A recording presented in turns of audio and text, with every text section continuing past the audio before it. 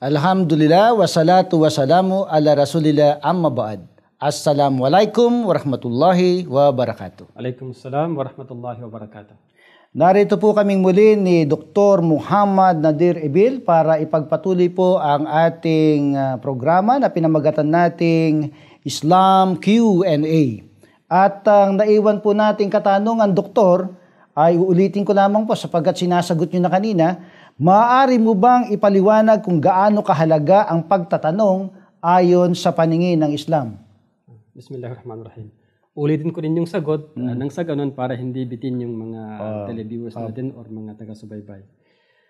Itong tanong mo ay napakahalaga at matutunghayan ito sa napakaraming talata sa banal na Quran at gayon din sa ilang mga hadith ni Propeta Muhammad sallallahu alaihi wasallam. Unang-una, si Allah mismo, subhanahu wa ta'ala, ay inutusan ng kanyang propeta, ang sugo, na magtanong. So, nagpapahiwatig na itong pagtatanong ay mahalaga. O siyempre, dahil saan nag-utos mo mismo si Allah, subhanahu wa ta'ala.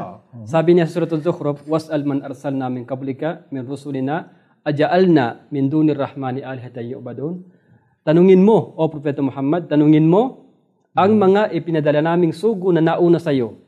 Kung kami ba ay nagtalaga ng mga Diyos-Diyosan liban kay Allah na dapat sambahin. So sinabi doon na magtanong ka. Sinabi sa kaning sugo kay Propeta Muhammad sallallahu alaihi wasallam na magtanong ka. Yun ang unang talata. Pangalawang talata, mismo si Allah subhanahu wa ta'ala ay nagsabi sa atin na fas'alu ahla dzikri in kuntum la ta'lamun. Magtanong kayo sa mga may kaalaman kung kayo ay walang nalalaman. Sa dalawang sura yan nabanggit sa surat An-Nahl at saka surat Al-Anbiya.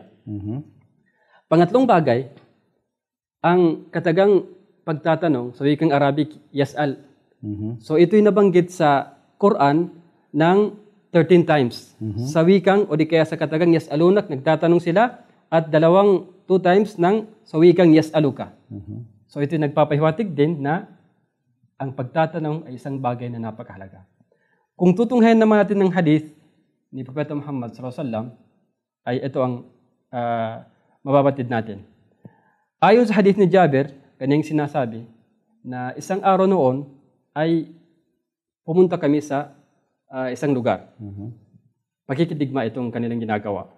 Kaya ang isa sa amin, isang lalaki ay nasugatan sa kanyang ulo. Nasugatan sa kanyang ulo. Kinagabihan na naginip siya. Yung lalaki na yaon. Yung panaginip na ang tawag kung tawagin ay wet dreams. Oo. Wet so, nanaginip siya.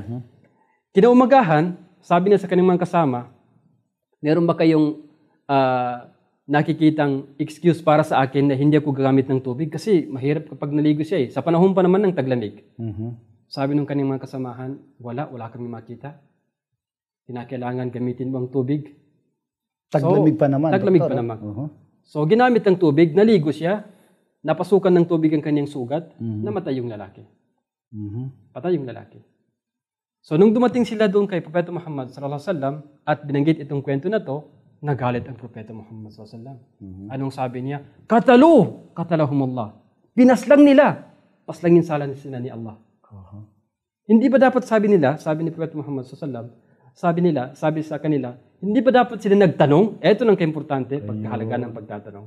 Hindi ba dapat sila nagtanong sapagkat itong pagtatanong, ito ang lunas ng kawalan ng kaalaman.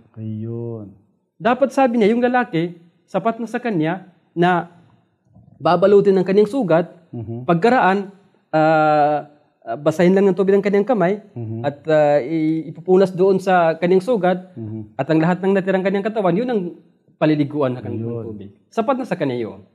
So yun palang hatol doon sa taong kapag ganun ng sitwasyon. So ito ang kahalagan ng pagtatanong. Minsan, kung hindi naging tama yung sagot sa tanong o di kaya baka magkapatay ka pa ng tao. Tulad nangyari sa hadith na ito. Pangalawang hadith na babanggitin natin dito ay yung isang Arabo na tinatawag kung tawagin ay galing sa Badu, yung Bedouin. Galing sa medyo medyo hindi sa siyudad, galing sa medyo baryo ba. So, dumating kay Propeta Muhammad sallallahu alaihi wasallam. Sabi niya, sino sa inyo si Ibn Abdul Muttalib? Abdul Muttalib, dolo ng Propeta Muhammad. Sabi niya, Yun si Ibn Abdul Muttalib. Yan si Muhammad Ibn Abdul Muttalib. So pumunta siya. Sabi niya, ikaw ba si Muhammad Ibn Abdul Muttalib? Yung lolo niya, kasi yung pangalan ng tatay niya si Abdullah. Sabi niya, ako nga. Sabi niya, magtatanong ako sa'yo. Kaya lang sabi niya, medyo may pagka matigas yung tanong ko. Medyo may katigasan. Kaya, pasensya ka na lang. Sabi ng Propeta Muhammad, magtanong ka. So dito mababatid natin kung gaano kahalaga ang pagtatanong sapagkat mismo si Propeta Muhammad sallallahu alaihi wasallam kahit na yung taong nagtatanong medyo may katigasan, tinatanggap pa rin. Ayun. Tinatanggap pa rin. Bilang panghuli na, sinabi kay Ibn Abbas radiyallahu anhu, saan mo nakuha yung nalalaman mo yan na napakarami? Saan mo yan napulot? Sabi niya, napulot ito sa dilang maraming tanong. Palaging nagtatanong. At dito sa aking puso na nakakaunawa, nakakaintindi kung ano man ang aking naririnig sa ibang tao. Panghuli na, sabi ni Zuhri, itong kaalaman ay parang treasure. Ang susi nito ay pagtatanong. Ayun. So ito ang kahalagan ng pagtatanong ayon sa ating relihiyon sa Islam. Ayun. Salamat, Doktor. Narinig po ninyo aming mga kapatid na Muslim at mga kababayan nating mga Kristiyano na napakahalaga po na magtanong. Lalo na pagka ang itatanong ay may kinalaman sa relihiyon. Yun lang, pupunta ka sa isang lugar, Doktor No? Tatanungin mo yung direksyon, napakahalaga nun. Lalo na kung ikaw bago ka lang doon sa area, bagong salta ka doon, alanganin namang basta pumunta ka lang doon na wala kang pagtatanungan. Siyempre, magtatanong ka, lugar pa lang yun. Lugar pa lang. At halimbawa, mamimili ka, magtatanong ka saan ka dapat bumili ng ganung bagay, saan mura, saan maganda, etc. Kaya itong ating tanungan portion, itong ating programa na Islam Q&A ay napakahalaga po nito sapagkat ito ay may kinalaman sa relihiyon ng ating mga ninuno. Baka masumpungan niyo ang inyong mga sarili na kayo rin ay magbalik Islam. Ayan. Kaya subaybayan po ninyo ang aming tanungan dito ni Doktor. At medyo kasalukuyan nag-iinit, no? So, meron pang tanong, Doktor. Ito, pangalawang tanong. Meron pong talata sa Quran na nagsasabi dun sa Surah Al-Maida sa verse 101 sa pagliwat sa wikang Pilipino, ang sabi, o kayong nananampalataya, huwag kayong magtanong sa mga bagay na kung ito'y ipaliwanag sa inyo ay magbibigay sa inyo ng kaguluhan. Paano po natin ipaliliwanag ito? Samantalang kanina binanggit ninyo yung mga hadith na pagka kinakailang magtanong para masagot. Pagkatapos ito may binabanggit na pagka nagtanong, pagka ipinaliwanag niya, magkakaroon pa ng kaguluhan. Ano po ba ang masasabi natin sa talatang ito? Sa pagpapaliwanag ng banal na Quran, meron dyan tinatawag na asbabun nuzul. Ang dahilan kung bakit to ipinahayag. Ayun. So babanggitin natin kung ba't naipahayag ang talatang ito. Ang talatang ito na binanggit mo sa Suratul Maida 5:101 na nagsasabing ya ayyuhalladhina amanu la tas'alu an asya'in tubdalakum tasukum. Huwag kayong magtanong. So nagsasabing huwag kayong magtanong na kung ito ipapaliwanag, baka magpagbigay sa inyo ng kaguluhan sa inyong isipan. Malito pa kayo, no? Malito pa kayo. Ayun. So may dahilan ito. Ang dahilan nito ayon sa salaysay ni Ibn Abbas na nagmula sa hadith ni ni Bukhari, sabi niya, may mga taong nagtatanong kay Propeta Muhammad sallallahu alaihi wasallam ng pang-insulto. Ayun. Pang-insulto. Hanggang sa ang isang lalaki sa kanila nagsasabing, sino ang magulang ko? Ang isa naman ay nagsasabi na wala yung kaniyang gamit ng mga Arabo, yung kamelyo, yung camel. Na wala yung kamelyo niya, sabi niya, sugo, asan yung kamelyo ko? So anong uring tanong yun? Ayun. Anong uring tanong yun? Kaya ipinahayag ang talatang ito. Ayun. So, hindi maayos yung pagtatanong. Hindi maayos yung pagtatanong. Yung lalaking isa pa na nagtatanong, sabi niya, sugo ni Allah, asan ang aking magulang? Sabi ng propeta, ang magulang mo sa impyerno. So yun ang naging dahilan upang nagulo ng isip niya dahil yung magulang niya pala ay nasa impyerno. Nasa impyerno. Yun ang dahilan kung ba't ipinahayag ang talatang ito. Ayun. In short, ang aya na ito, ang talatang ito, na nagbabawal sa pagtatanong kapag yung ang tanong ay insulto. Ayun.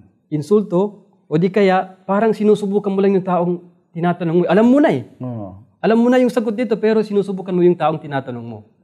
Sinusubukan mo kung gaano kagaling. O di kaya ang tanong mo ay alam mo rin na walang kasagutan Walang kasagutan. O di kaya yung tanong na yung bang tanging si Allah lamang ang nakakaalam dito. At itatanong mo pa. Mhm. So lahat ng uri ng mga bagay na ito, diyan naangkop sa ayan na nagsasabing huwag kayong magtanong na kapag binigyan kayo ng kasagutan, ay magkakaroon kayo ng kaguluhan. So yan ang dahilan kung ba't ipinapaliwanag ang talatang ito na kung ba't sinasabi dito na huwag kayong magtanong sa mga ganitong tanong. Pero doon sa mga tanong na may pakinabang tayo, yun ang binanggit natin sa naunang tanong natin kanina na mga talata at mga hadith na magtanong kayo. Ayun. So, siguro mali na yung sagot Oh, natin. so may linaw yun, Doktor. So napansin po ninyo mga kapatid sa Islam at mga pinagpipitagan na nating mga kababayang mga Kristiyano, kapag ka ang pag-uusapan po ay pagtatanong, kinakailangan ay hindi painsulto na pagtatanong. No? So ano naman ang maibibigay natin, Doktor, na karapat-dapat na itanong na ipinag-uutos sa Islam? Ayan. Ang mga karapat-dapat na pagtatanong, yung makapagbigay sa atin ng pakinabang. Tulad ng pagtatanong sa mga haligi ng Islam. Ayan. At kung paano ang halimbawa, ikaw ay bagong pasok sa Islam, ano ang obligado sa iyo? Ang pagsasala. Itanong mo ang pagsasala paano. Ayun. At bago yun yung tinatawag na ablosyon. Ayun. Itanong mo yun. Ayun. At tulad halimbawa sa isang babae na pumasok sa Islam, kapag siya nagre-regla, ano ang mga patas dito o mga hukom dito? Yun ang dapat itanong dito. Yun ang pinakamahalagang dapat itanong na dapat malaman ng tao upang sa ganun hindi siya malayo sa kanyang relihiyon. Ayun. So mayroon pa isang pinakamahalagang tanong Ano ang pangalan ng tunay na Diyos? Di ba? Kung itanong sa atin yung doktor, anong pangalan ng tunay na Diyos? Ano pa isasagot natin?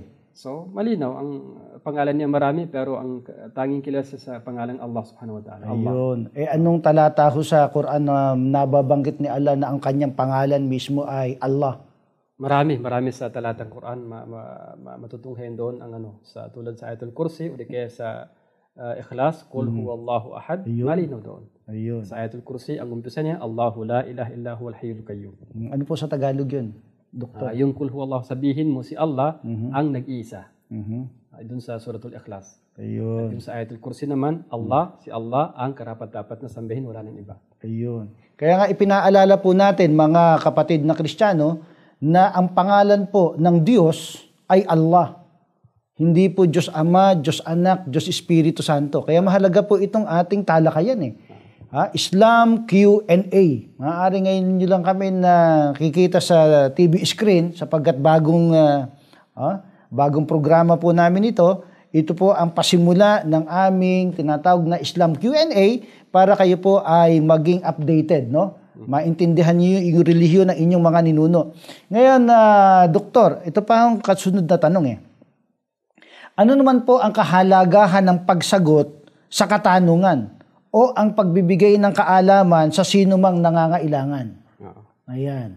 Siguro nabasa natin kanina yung hadith na napakahalaga talaga kapag ikaw sumagot sa isang tanong sapagkat ito'y susi ng kaalaman doon sa taong hindi niya alam yung bagay. Kaya ito'y maging dahilan upang malaman niya ang bagay na ito. At kung ito'y nangyari sa halimbawa, isang taong hindi pa nananampalataya sa Islam, pagkaraan siya ay nagabayan at pumasok sa Islam, naku, malaking gantimpalang matatanggap mo doon. Dahil sinabi ni Propeta Muhammad sallallahu alaihi wasallam, la yahdiyallahu bika rajulan wahidan khairul laka min humurin na'am.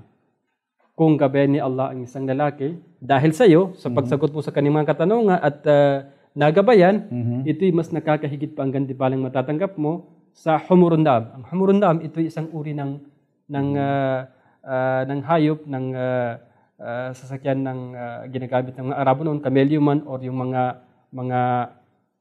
kabayo na yun ang pinaka-mahal na ari-arian sa panahon nila.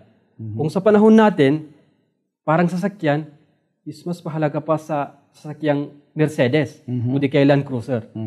So ayaw mo ba nung magkaroon ng ganong gantimpala na higit pa doon kapag may isang lalaking nagabayan ng dahil sa iyo? Ayun. So yun ang kahalagan ng pagsagot sa tanong. At pagkaraan yung taong nagtanong ay nagabayan sa tamang landas. So ina-address po natin yan sa mga kapatid nating mga Muslim, na kapag kami nagtanong ng mga Kristiyano sa inyo tungkol sa ating relihiyon, kinakailangan handa tayo sa pagsagot. Kaya dapat mag-aral tayo mabuti unang-una. para yung ating mga kababayang mga Kristiyano ay magabayan. Di po ba?